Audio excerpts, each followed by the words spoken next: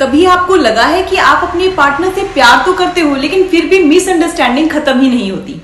जैसे दोनों एक ही लैंग्वेज बोल रहे हैं फिर भी एक दूसरे की फीलिंग्स को समझ नहीं पाते।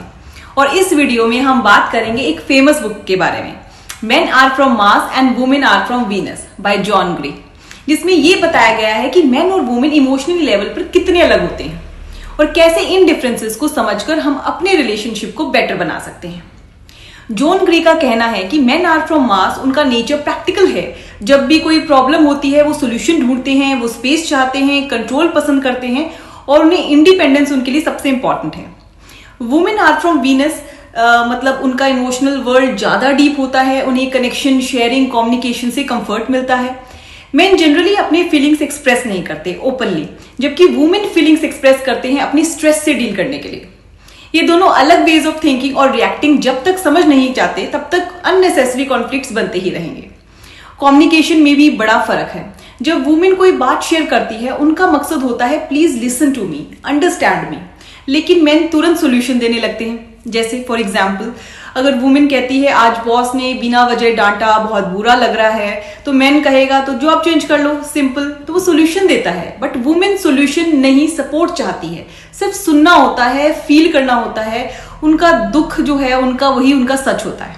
सो यहाँ मिसकम्युनिकेशन होती है। वुमेन फील करती है कि उनकी फीलिंग्स को इग्नोर किया जा रहा है और मैन को फील करता है कि उनकी हेल्प की कोई वैल्यू ही नहीं है। तो स्ट्रेस हैंडल करने का स्टाइल दोनों का टोटली अलग है। मैन जब स्ट्रेस में होते हैं तो वो केव मोड में चले जाते हैं, मतलब अपने शेल में साइलेंट हो जाते हैं। उन्हें टाइम चाहिए होता है बिना प्रेशर के, जिसमें वो अपने आप को रीग्रुप कर सके। और women on the other hand जब स्ट्रेस में होती है तो उन्हें बात करनी होती है। They feel better when they share. So problem तब होती है जब वुमेन बात करना चाहती है लेकिन मैन साइलेंट रहता है। सो वुमेन को लगता है कि उन्हें इग्नोर किया जा रहा है और मैन को लगता है कि उन्हें स्पेस नहीं मिल रही। तो उसका सोल्यूशन क्या है? सोल्यूशन है understanding each others coping styles. John grey कहते हैं सबसे इंपॉर्टेंट चीज होती है इमोशनल नीड्स को समझना।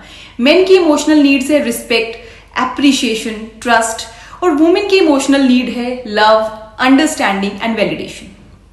मेन को लगता है उनकी वैल्यू तब होती है जब उन्हें यूजफुल फील होता है, जब उनकी एफर्ट्स को अप्रिशिएट किया जाता है। और वुमेन को लगता है कि उनकी वैल्यू तब होती है जब उनकी फीलिंग्स को वैलिडेट किया जाए, जब उन्हें समझा जाए, उन्हें सुना जाए बिना किसी जजमेंट के।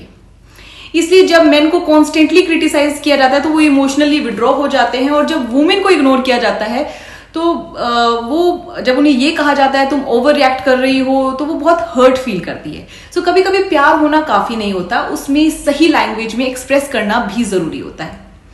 सो इस बुक का सबसे पावरफुल मैसेज है we don't need to become each other but we do need to understand each other. Relationship तभी सक्सेसफुल होते हैं जब वुमेन मेन के पर्सपेक्टिव को समझे, कि कोशिश करे। उनके साइलेंस का मतलब इग्नोर नहीं, उनका वे ऑफ प्रोसेसिंग है। मेन वुमेन की नीड को लाइटली ना ले। अब वो बात करती है, वो उनका वे होता है कनेक्ट करने का। तो जब हम एक दूसरे की इमोशनल लैंग्वेज समझने लगते हैं तो मिसअंडरस्टैंडिंग्स ऑटोमेटिकली कम हो जाती है। It's not about being perfect, it's about being aware. अगर वुमेन थोड़ी पेशेंस रखे और मैन थोड़ा एक्टिवली सुनना शुरू करे तो इमोशनल कनेक्शन डीपन होता है। तो दोस्तों, men are from Mars and women are from Venus हमें ये सिखाता है कि कभी कभी बस प्यार काफी नहीं होता, हमें एक दूसरे की लैंग्वेज समझनी पड़ती है। रिस्पेक्ट, एम्पैथी एंड अंडरस्टैंडिंग, ये 3 पिलर्स हैं किसी भी रिलेशनशिप को स्ट्रॉन्ग बनाने के लिए। आप मार्स की हो या वीनस की, अगर आप समझने के लिए रेडी हो तो आपका रिलेशनशिप हमेशा ग्रो करेगा।